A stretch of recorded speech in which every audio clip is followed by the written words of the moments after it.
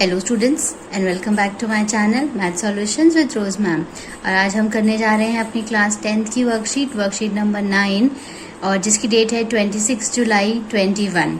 और जो चैप्टर हम करने जा रहे हैं वो चैप्टर का नाम है आपका एरिया रिलेटेड टू सर्कल्स। ठीक है, एरिया हमें बेसिकली इसमें फाइंड आउट करना सीखना है, किसका, सर्कल्स का सीखना है। तो सबसे पहले जो वर्कशीट में 2-3 चीजें दे रखी हैं हम वो उसको डिस्कस कर लेते हैं, एग्जाम्पल है वो समझ लेते हैं। उसके बाद जो हमारा ट्राई और सेल्फ में हमें 4 क्वेश्चंस दिए हुए हैं वो हम करेंगे। और अभी तक अगर आप मेरे चैनल पे नए हैं और अभी तक चैनल को सब्सक्राइब नहीं किया है तो लेट मी रिमाइंड यू, आप प्लीज़ मेरे चैनल को सब्सक्राइब कर लीजिए ताकि आगे आने वाली वीडियोज़, वर्कशीट की वीडियोज़ और सब्जेक्ट वाइज जो वर्कशीट्स की जो वीडियोज़ है वो आपको टाइमली मिल सके। और बेल आइकन को भी प्रेस करना मत भूलिएगा। तो चलिए अब हम चलते हैं अपने वर्कशीट की तरफ। तो सबसे पहले यहाँ पे इन्होंने दिया हुआ है कि जैसे ये आपका एक सर्कल है, सर्कल में सभी जानते हैं बीच में क्या होता है, आपका सेंटर होता है। समझ इसको, सपोज इसका नाम हमने ओ दे दिया। सेंटर से जो आपका सर्कल है, सर्कल का जो सर्कमफ्रेंस है उसके पास जो सेंटर से जो एक लाइन ड्रॉ की जाती है उसको हम क्या कहते हैं, रेडियस कहते हैं। रेडियस को हम आर से डिनोट करते हैं। ठीक है, तो जो फॉर्मूला होता है वो हम आज सीखते हैं। एरिया ऑफ सर्कल जो है इसका फॉर्मूला हमें याद रखना बहुत ज़रूरी है, जो कि है हमारा पाई आर स्क्वायर, जिसमें आर जो है वो क्या है, आपका रेडियस है। और दूसरा जो एक फॉर्मूला है वो है सरकमफ्रेंस ऑफ सर्कल। ठीक है, तो सरकमफ्रेंस वाला भी हमें ये भी याद रखना जो है बहुत ही ज़्यादा ज़रूरी है। ठीक है, सरकमफ्रेंस ऑफ सर्कल ये आपका होता है 2 पाई आर। तो हमें ये वाला फॉर्मूला याद रखना है। और ये आप इसको अलग कलर से भी लिख सकते हैं ताकि थोड़ा सा आपको ये थोड़ा सा एक तरीके से हाईलाइट हो जाएगा ना, तो हमेशा याद रहेगा। ठीक है, उसके बाद यहाँ पर साइड में एक बबल बनाया हुआ है, उसमें लिखा हुआ है a circle is a complete angle. Circle जो होता है वो एक कंप्लीट एंगल होता है। The angle measure of a angle is 360। मतलब जो सर्कल का जो ये सर्कल है इसका जो ये जो एंगल होता है ये एक कंप्लीट एंगल होता है, जिसका जो मेजर होता है वो क्या होता है, आपका 360 मेजर होता है इसका। जैसे 90 डिग्री का एंगल होता है, 45, 30 है ना, उसी हिसाब से जो सर्कल है, सर्कल का कितना होता है, 360 का होता है। उसके बाद इसमें इन्होंने बात करी है आपकी area of a sector, sector की बात करी है। अब हम अगर इसकी फिगर की बात करें, सेक्टर एरिया, पहले तो हम जैसे ये बनाते हैं, सर्कल आपने बनाया, ठीक है, बीच में आपका सेंटर आ गया। जो 2 रेडियस के बीच का जो पार्ट होता है और 2 रेडियस और एक आर्क के बीच का जो ये वाला पार्ट है इसको हम सेक्टर कहते हैं, इसको सेक्टर कहते हैं। और इसका जो यहाँ पे जो ये पे एंगल बनाता है इसको हम थीटा से डिनोट करते हैं। ये आपका सेंटर ओ हो गया। और जो इसका फॉर्मूला है, जो इसमें थीटा होता है आपका, वो आपका एंगल ऑफ द सेक्टर होता है। ठीक है, जो थीटा है वो एंगल ऑफ सेक्टर होता है। मतलब जो ये सेक्टर है इसका एक एंगल दिया हुआ होगा, उसको हम क्या कहते हैं, थीटा कहते हैं। और जब हम एरिया निकालेंगे, एरिया ऑफ सेक्टर निकालेंगे, तो उसका फॉर्मूला होता है theta upon 360 into area of circle, area of circle, ये आपका फॉर्मूला है। लेकिन अगर इसको और थोड़ा सा शॉर्ट फॉर्म करें तो थीटा डिग्री अपॉन 360 डिग्री तो है ही है, इंटू एरिया ऑफ सर्कल जो है वो क्या है आपका पाई आर स्क्वायर। देख रहे हो आप यहाँ पे, तो यहाँ पर भी सीधा आप इसको पाई आर स्क्वायर जो है वो लिख सकते हो, क्योंकि जो एरिया ऑफ सर्कल है आपका क्या है, वो आपका पाई आर स्क्वायर। तो आपको क्या याद रखना पड़ेगा, ये फॉर्मूला याद रखना है आपको इसका। एरिया ऑफ सेक्टर के लिए आपको ये फॉर्मूला याद रखना है, theta upon 360 into pi r square. उसके बाद एक और हम फॉर्मूले पे चलते हैं जो कि है हमारा length of an arc of a sector. लेकिन इस पे जाने से पहले, नेक्स्ट फॉर्मूले पे जाने से पहले इससे रिलेटेड एक क्वेश्चन कर लेते हैं। ठीक है, जो कि आपको एग्जाम्पल में दिया हुआ है। तो इससे रिलेटेड जो है हम एक क्वेश्चन करते हैं। यहाँ पे आपका एग्जाम्पल दिया है, एग्जाम्पल में आपको क्या बोला है, find the area of A sector of the circle of radius 7 centimetre. मतलब रेडियस जो है वो आपको 7 सेंटीमीटर गिवन है and the angle of the sector is 140। जो एंगल है मीन्स थीटा जो है वो कितना दे रखा है आपको, 140 डिग्री दिया हुआ है। आपको निकालना क्या है, एरिया ऑफ सेक्टर निकालना है, एरिया ऑफ सेक्टर, जो कि अभी हमने क्या देखा था, थीटा अपॉन 360 इंटू में पाई आर स्क्वायर। तो अब हम निकालते हैं इसको, थीटा की जगह क्या आ जाएगा आपका 140 आ जाएगा, 360 एज इट इज रहेगा, इंटू पाई की जगह आपका क्या आ जाएगा, पाई की वैल्यू क्या होती है 22 अपॉन में 7, और रेडियस जो है वो कितनी दे रखी है आपको, 7 दे रखी है, तो 7 इंटू 7, क्योंकि रेडियस की पावर क्या है यहाँ पे 2 है, स्क्वायर है, 7 से 7 यहाँ पे कैंसिल हो जाएगा, ठीक है। और उसके बाद 0 से भी 0 कैंसिल हो सकता है, और क्या हो सकता है, और आप इसको और कट कर लीजिए, तो आप इसको 2 से कट कर सकते हैं, 2 से इसे कट करेंगे तो 2 18 जा 36 होता है, 2 11 होता है यहाँ पे, ठीक है। उसके बाद 2 से अगेन कट कर लीजिए 9 जा, और यहाँ पे करेंगे तो 2 7 जा 14, तो ऊपर तो आपका ये आ गया 7 इंटू 11 इंटू 7, और नीचे आ गया आपका 9, और अगर आप इसको मल्टीप्लाई करके डिवाइड करेंगे तो जो आपका आंसर आएगा वो आएगा 59.8 सेंटीमीटर स्क्वायर, क्योंकि हम एरिया निकाल रहे हैं इसलिए सेंटीमीटर स्क्वायर आएगा इसके अंदर, ठीक है। अब हम चलते हैं हमारे सेकंड फॉर्मूले में। जो सेकंड फॉर्मूला है हमारा वो है length of an arc of a sector, length of an arc of a sector.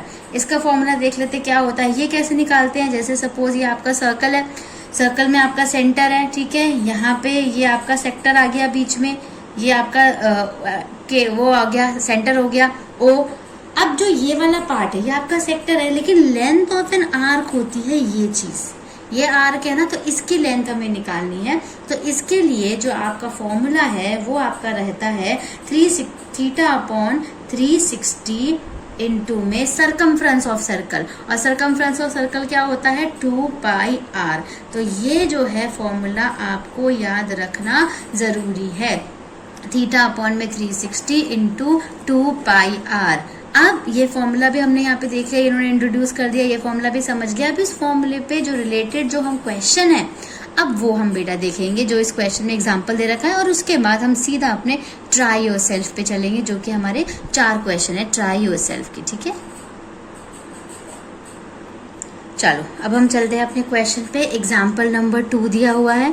Example number 2 में क्या बोल रखा है, find the length of the arc of a sector of the circle of radius 7 centimetre.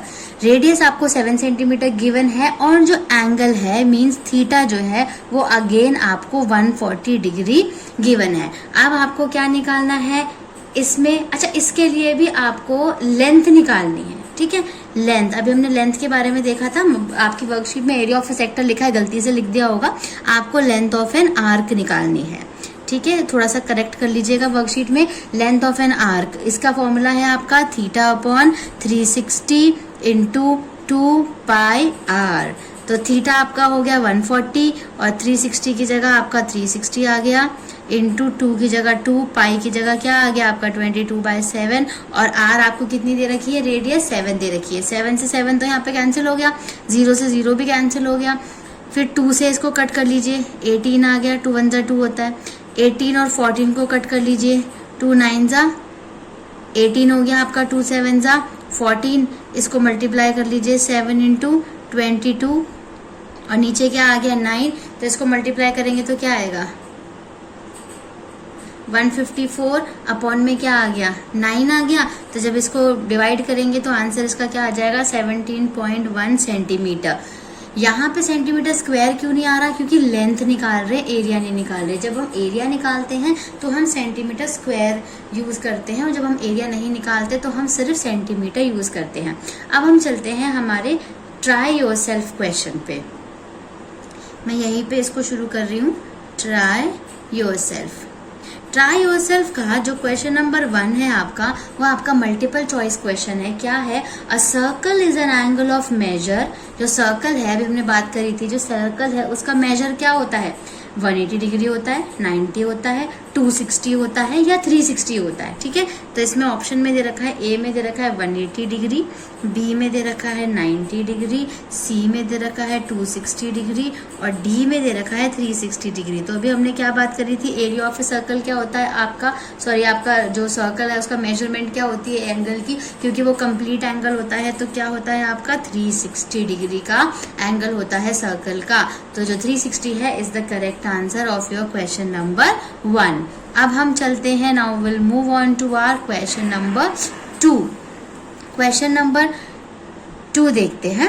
Question number 2 में आपको बोल रखा है the sector of a circle, the sector of अ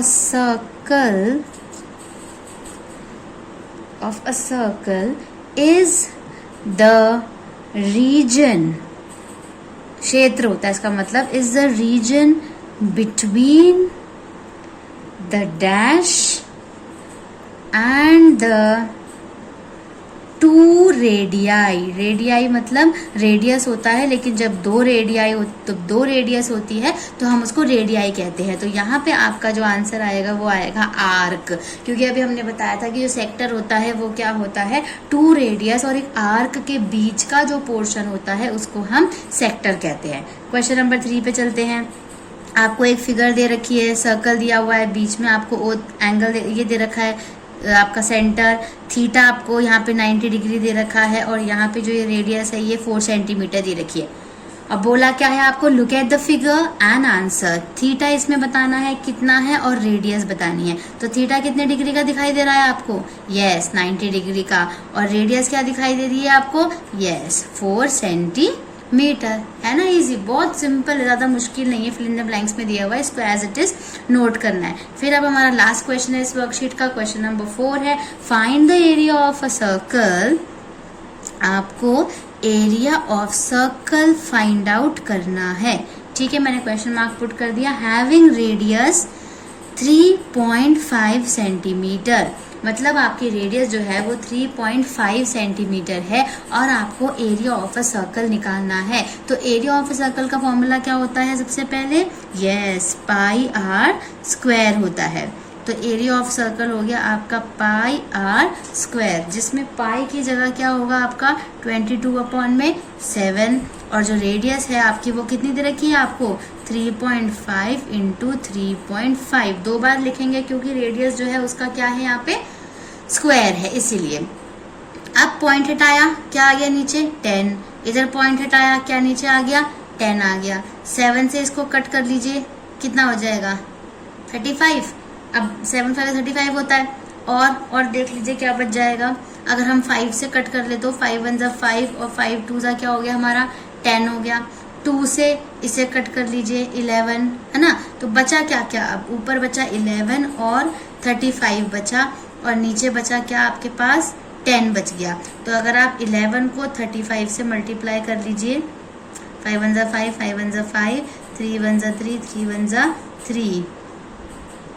तो क्या आ गया आपका आंसर? 385। यहाँ पे मैं लिख रही हूँ 385 अपॉन में क्या आ गया? 10।